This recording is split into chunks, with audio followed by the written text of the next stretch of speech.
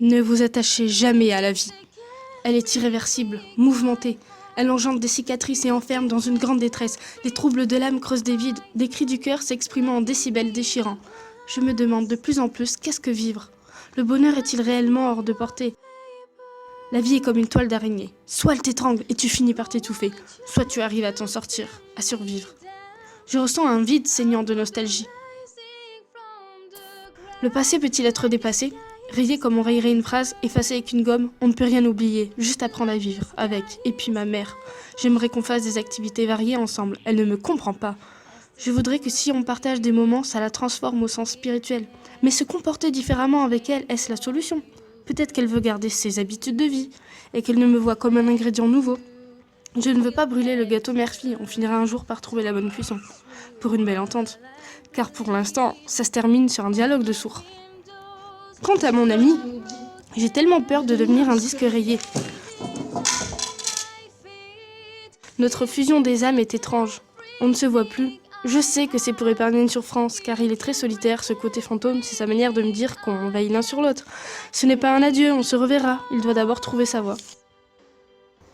Concernant ma vie, plus généralement, mon seul et unique amour, la musique, les animaux, la philosophie, la nature. J'ai toujours préféré ces fragments de bonheur plutôt que les présences humaines, car la nature est un ciel vert, un paradis, une thérapie pour l'esprit. Quant à l'humain, trop empli de paradoxes.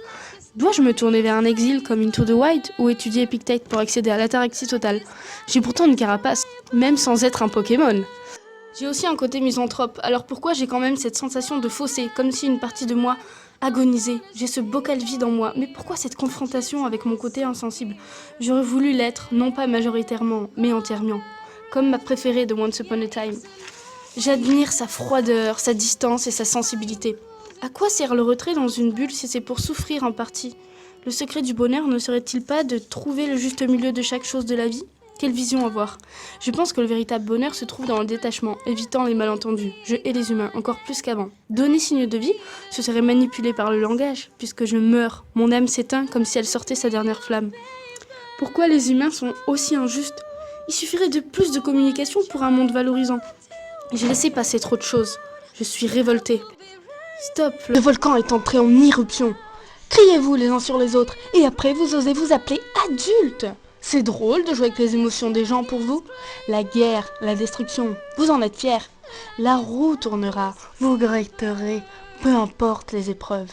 Ouvrez vos yeux, fermez vos cœurs, pour survivre sans peur dans un monde de douleur. L'enjeu de la vie n'est donc pas de vivre, mais de savoir survivre.